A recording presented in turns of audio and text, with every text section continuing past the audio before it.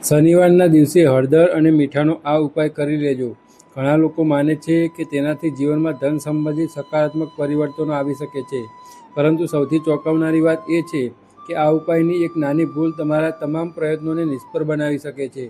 આખરે એવો કયો સાચો ઉપાય છે જેના વિશે લોકો વર્ષોથી વાત કરતા આવ્યા છે? શા માટે શનિવારના દિવસે જ તેને ખાસ માનવામાં આવે છે? અને શા માટે કેટલાક લોકો દાવો કરે છે કે આ ઉપાય કર્યા પછી તેમના જીવનમાં આર્થિક સ્થિતિમાં સકારાત્મક ફેરફાર જોવા મળ્યો છે? આજે આપણે આ સમગ્ર વિષયને વિગતવાર સમજવાના છીએ, તેથી આ વિડીયોને અંત સુધી જરૂર જોતા રહેજો, કારણ કે છેલ્લે હું એક એવી મહત્વપૂર્ણ વાત જણાવીશ જે મોટાભાગના લોકો જાણતા નથી, અને કદાચ એ જ આ ઉપાયનું સૌથી મોટું રહસ્ય માનવામાં આવે છે. જો તમે પણ શનિદેવ અને માતા લક્ષ્મીના આશીર્વાદમાં શ્રદ્ધા રાખો છો, તો સૌથી પહેલાં કોમેન્ટમાં જય શનિદેવ જરૂર લખજો. સાથે જ આ વિડીયોને એક લાઇક પણ જરૂર કરજો. તમારો એક લાઇક અમને આવી જ ધાર્મિક અને જ્યોતિષીય માન્યતાઓ પર આધારિત માહિતી તમારા સુધી સતત પહોંચાડવાની પ્રેરણા આપે છે. હવે ચાલો જાણીએ કે આખરે હળદર અને મીઠાના આ ઉપાય વિશે એટલી ચર્ચા શા માટે થાય છે. ધાર્મિક માન્યતામાં હળદરને શુભતા, સમૃદ્ધિ અને સકારાત્મક ઉર્જાનું પ્રતીક માનવામાં આવે છે. બીજી તરફ મીઠાને નકારાત્મક દૂર કરવાનું અને વાતાવરણને શુદ્ધ કરવાનું પ્રતીક માનવામાં આવે છે. વર્ષોથી ઘણા ઘરોમાં અલગ અલગ પ્રસંગે આ બંને વસ્તુઓનો ઉપયોગ કરવામાં આવે છે. જો કે એ પણ એટલું જ સાચું છે કે આ બાબતો ધાર્મિક માન્યતાઓ પર આધારિત છે અને દરેક વ્યક્તિનો અનુભવ અલગ હોઈ શકે છે. ઘણા લોકોના મનમાં એક પ્રશ્ન હોય છે કે આખરે શનિવારનો દિવસ જ શા માટે પસંદ કરવામાં આવે છે? વૈદિક પરંપરામાં શનિવારનો દિવસ શનિદેવને સમર્પિત માનવામાં આવે છે. શનિદેવને કર્મફળના દાતા તરીકે ઓળખવામાં આવે છે. એવી માન્યતા છે કે જે વ્યક્તિ સારા કર્મ કરે છે, સત્યના માર્ગ પર ચાલે છે અને જરૂરિયાતમંદ લોકોને મદદ કરે છે, તેના પર શનિદેવની કૃપા બની રહે છે. આ જ કારણે ઘણા લોકો શનિવારે વિવિધ ધાર્મિક ઉપાયો કરે છે. હળદર અને મીઠા સાથે જોડાયેલો આ ઉપાય પણ એવી જ લોકપ્રચલિત માન્યતાઓનો એક છે. પરંતુ અહીં એક વાત ખૂબ જ મહત્ત્વની છે. ઘણા લોકો માત્ર ઉપાય પર વિશ્વાસ રાખે છે અને પોતાના કર્મને ભૂલી જાય છે. જ્યારે ધાર્મિક ગ્રંથમાં વારંવાર કહેવામાં આવ્યું છે કે માત્ર ઉપાય જ નહીં, પરંતુ સારા કર્મ, સચ્ચાઈ અને મહેનત પણ એટલી જ જરૂરી છે. જો કોઈ વ્યક્તિ દિવસભર ખોટા કામ કરે અને પછી માત્ર એક ઉપાય કરીને જીવન બદલાવી જશે એવી આશા રાખે, તો તેવી માન્યતા ધાર્મિક શિક્ષણ સાથે સુસંગત નથી. ઉપાયને શ્રદ્ધા અને સકારાત્મક ભાવના તરીકે જોવામાં આવે છે, જીવન બદલાવવાનો એકમાત્ર રસ્તો તરીકે નહીં. હવે વાત કરીએ તે રીતની જેના વિશે લોકોના સૌથી વધુ ચર્ચા થાય છે. ઘણા લોકો શનિવારની સવારે સ્નાન કર્યા પછી એક નાની વાટકીમાં થોડું મીઠું અને ચપટી હળદર ભેળવે છે. ત્યારબાદ ઘરના મુખ્ય દરવાજા પાસે અથવા પૂજાના સ્થાનમાં નજીક તેનો થોડો સમય માટે રાખીને ભગવાનને પ્રાર્થના કરે છે. કેટલાક લોકો આ મિશ્રણને ઘરના એક ખૂણામાં પણ રાખે છે. માન્યતા છે કે આ રીતે કરવામાં આવતી પ્રાર્થના વ્યક્તિના મનમાં સકારાત્મકતા વધારવામાં મદદરૂપ બની શકે છે. જો કે અલગ અલગ પ્રદેશોમાં આ ઉપાય કરવાની રીત અલગ પણ જોવા મળે છે. ઘણા લોકો કહે છે કે તેમણે આ ઉપાય કર્યા પછી ઘરમાં શાંતિનો અનુભવ કર્યો, અટવાયેલા કામમાં ગતિ આવી અથવા મનનો ભાર થોડો ઓછો લાગ્યો. બીજી તરફ કેટલા લોકોને કોઈ ખાસ ફેરફાર અનુભવાયો નહીં. તેથી જ આ બાબતને ચમત્કાર તરીકે નહીં, પરંતુ ધાર્મિક શ્રદ્ધા અને વ્યક્તિગત અનુભવના રૂપમાં જોવી વધુ યોગ્ય માનવામાં આવે છે. અહીં એક બીજી રસપ્રદ માન્યતા પણ પ્રચલિત છે. કેટલાક લોકો માને છે કે જો આ ઉપાય કરતી વખતે મનમાં ઈર્ષા, ક્રોધ અથવા કોઈનું ખરાબ કરવાની ભાવના હોય તો તેનો કોઈ લાભ મળતો નથી. તેના બદલે મનને શાંત રાખીને ભગવાનનું સ્મરણ કરવું, પોતાના કર્મ પર વિશ્વાસ રાખવો અને સકારાત્મક વિચાર રાખવો વધુ મહત્ત્વપૂર્ણ માનવામાં આવે છે. કદાચ આ જ કારણે કે આપણા વડીલો હંમેશા કહેતા આવ્યા છે કે ઉપાય કરતાં પહેલાં મનની શુદ્ધિ જરૂરી છે. ઘણા લોકો એક મોટી ભૂલ પણ કરી બેસે છે. તેઓ કોઈની વાત સાંભળીને ઉપાય તો કરી લે છે, પરંતુ તેને સમજ્યા વગર કોઈ પણ ધાર્મિક કાર્ય પાછળનો ભાવ સૌથી મહત્ત્વપૂર્ણ હોય છે. જો ભાવના માત્ર લાલચની હોય તો ઘણી માન્યતાઓ અનુસાર તેને યોગ્ય લાભ મળતો નથી.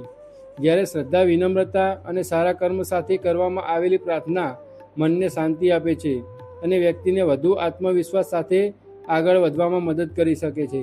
પરંતુ હજી સૌથી મહત્ત્વપૂર્ણ વાત બાકી છે. આ ઉપાય સાથે જોડાયેલી એક એવી લોકપ્રચલિત માન્યતા છે જેના વિશે બહુ ઓછા લોકો જાણે છે. કહેવાય છે કે જો આ દરમિયાન કેટલીક ખાસ ભૂલો થઈ જાય તો લોકો તેને અશુભ માને છે. સાથે જ કેટલાક લોકો શનિવારે આ ઉપાય સાથે એક નાનું દાન પણ કરવાનું શુભ માને છે.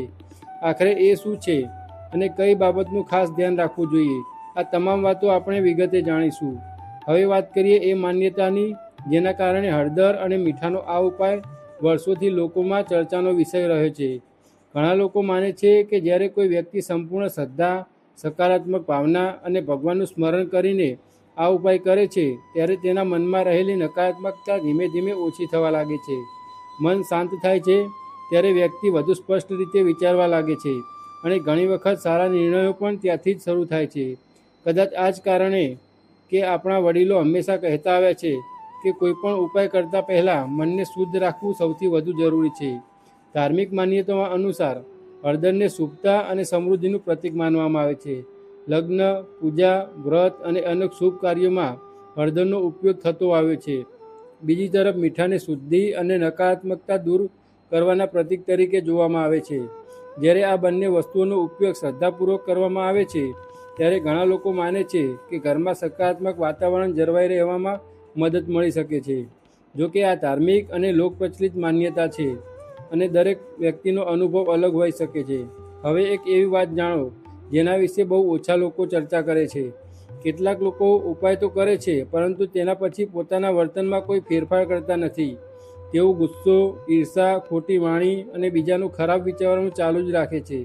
ઘણી માન્યતાઓમાં કહેવામાં આવે છે કે આ સ્વભાવ સાથે કરવામાં આવેલો ઉપાય પૂર્ણ ફળ મળવું મુશ્કેલ બની શકે છે. એટલે જો તમે કોઈ પણ ધાર્મિક ઉપાય કરો તો તેની સાથે તમારા વિચારો અને વર્તનમાં પણ સકારાત્મક પરિવર્તન લાવવાનો પ્રયત્ન કરવો જોઈએ. કેટલાક પરિવારમાં એવી પરંપરા પણ જોવા મળે છે કે શનિવારે આ ઉપાય કર્યા પછી જરૂરિયાતમંદ વ્યક્તિને પોતાની શક્તિ પ્રમાણે દાન કરવામાં આવે છે. કોઈ ખાદ્ય વસ્તુ, કપડાં અથવા અન્ય ઉપયોગી વસ્તુઓનું દાન કરવું પુણ્યનું કાર્ય માનવામાં આવે છે. એવી માન્યતા છે કે નિસ્વાર્થ સેવા અને દાનથી મનમાં વિનમ્રતા આવે છે અને સારા કર્મનું મહત્ત્વ સમજાય છે. આ જ કારણથી ઘણા લોકો ઉપાયની સાથે સેવા અને દાનને પણ મહત્ત્વ આપે છે. એક બીજી લોકપ્રચલિત માન્યતા છે શનિવારે ઘરમાં ઝઘડો, અપશબ્દો અથવા વડીલોનું અપમાન કરવું ટાળવું જોઈએ. ઘણા લોકો માને છે કે આવા વર્તનથી ઘરની સકારાત્મકતા પર અસર પડી શકે છે. ભલે આ ધાર્મિક માન્યતાઓ હોય પરંતુ શાંતિપૂર્વક વાતાવરણ અને સારો વ્યવહાર દરેક પરિવાર માટે લાભદાયક જ હોય છે.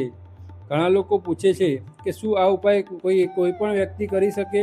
સામાન્ય રીતે લોકમાન્યતા મુજબ શ્રદ્ધા રાખનાર કોઈ પણ વ્યક્તિ આ પ્રકારના ધાર્મિક ઉપાય કરી શકે છે. પરંતુ કોઈ પણ ઉપાયને ચમત્કાર સમજીને જીવનની તમામ સમસ્યાઓનો એકમાત્ર ઉકેલ માનવો યોગ્ય નથી. મહેનત, યોગ્ય આયોજન અને સારા નિર્ણયો જીવનમાં એટલા જ મહત્ત્વના છે. હવે વાત કરીએ એક એવી ભૂલની જે ઘણા લોકો અજાણતા કરી બેસે છે. કેટલાક લોકો ઉપાય કર્યા પછી તરત જ પરિણામની રાહ જોવા લાગે છે. જો 1-2 દિવસમાં કંઈ ખાસ બદલાવ ન દેખાય તો તેઓ નિરાશ થઈ જાય છે. જ્યારે ધાર્મિક માન્યતાઓમાં ધીરજ અને શ્રદ્ધાને મહત્ત્વ આપવામાં આવ્યું છે. કોઈ પણ સકારાત્મક પરિવર્તન માટે સમય લાગે છે અને જીવનમાં સફળતા માટે સતત પ્રયત્ન કરવો જરૂરી છે. આ દરમિયાન એક વાત વધુ યાદ રાખવી જોઈએ. જો તમારા જીવનમાં કોઈ નવી તક આવે, કોઈ નવી નોકરી ઓફર મળે, વેપારમાં કોઈ નવો ગ્રાહક મળે અથવા કોઈ સારો નિર્ણય લેવાનો સમય આવે તો તેને માત્ર ઉપાયનું પરિણામ માની ઉતાવળ ન કરવી. દરેક નિર્ણય વિચારપૂર્વક અને જરૂરી માહિતી સાથે લેવો જોઈએ. શ્રદ્ધા અને સમજદારી બંને સાથે ચાલે ત્યારે જ જીવનમાં સારા પરિણામ મળવાની શક્યતા વધે છે. હવે સૌથી મહત્ત્વપૂર્ણ વાત કરીએ. ઘણા લોકો વર્ષોથી શનિવારે હળદર અને મીઠાનો આ ઉપાય કરે છે પરંતુ બહુ ઓછા લોકો તેના પાછળની ભાવનાને સમજે છે. ધાર્મિક માન્યતાઓ અનુસાર કોઈપણ ઉપાયની સાચી શક્તિ માત્ર તે વસ્તુઓમાં નથી પરંતુ તેને કરતી વખતે રાખવામાં આવેલી શ્રદ્ધા, સકારાત્મક વિચાર અને સારા કર્મોમાં માનવામાં આવે છે. જો મનમાં માત્ર લાલચ હોય ત્યારે જીવનમાં કોઈ બદલાવમાં લાવવાનો પ્રયત્ન ન કરવામાં આવે તો માત્ર ઉપાયથી બધું બદલાઈ જશે એવી માન્યતા રાખવી યોગ્ય નથી. પરંતુ જ્યારે વ્યક્તિ ભગવાનનું સ્મરણ કરીને પોતાનું જીવન પણ સુધારવાનો સંકલ્પ લે છે ત્યારે તે પોતાને વધુ આત્મવિશ્વાસ અને સકારાત્મક દિશામાં આગળ વધવા માટે પ્રેરિત કરી શકે છે. લોકપ્રચલિત માન્યતા મુજબ જો તમે શનિવારે આ ઉપાય કરો તો તેને સમયે ભગવાનને માત્ર ધનની જ પ્રાર્થના ન કરો, તેના બદલે એવી પ્રાર્થના કરો કે તમારા પરિવારને સુખ, શાંતિ, સારા સ્વાસ્થ્ય અને સારા કર્મ કરવાની શક્તિ મળે. ઘણી ધાર્મિક પરંપરાઓમાં માનવામાં આવે છે કે જ્યાં સદાચાર, મહેનત અને સંસ્કાર હોય છે ત્યાં ધીમે ધીમે સમૃદ્ધિના માર્ગ પણ ખુલતા જાય છે.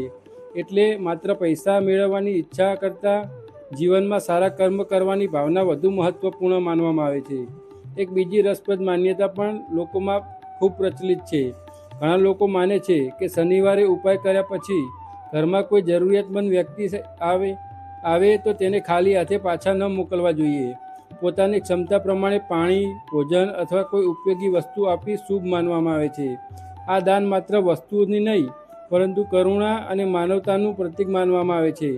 કદાચ આ જ કારણ છે કે આપણા શાસ્ત્રોમાં દાનને ખૂબ મોટું સ્થાન આપવામાં આવ્યું છે.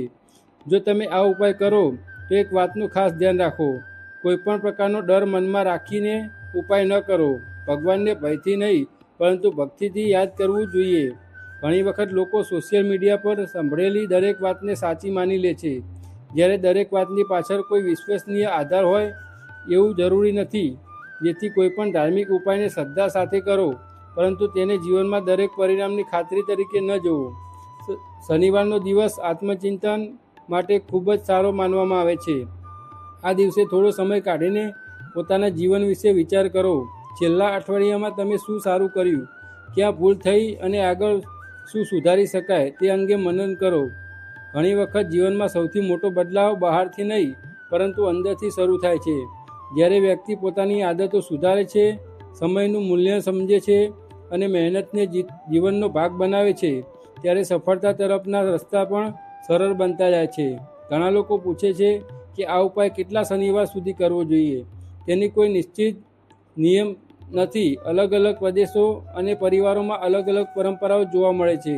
સૌથી મહત્ત્વની વાત એ છે કે જો તમે કોઈ પણ ધાર્મિક કાર્ય કરો તો તે માત્ર દેખાડા માટે નહીં પરંતુ શ્રદ્ધા અને સકારાત્મક ભાવના સાથે કરો.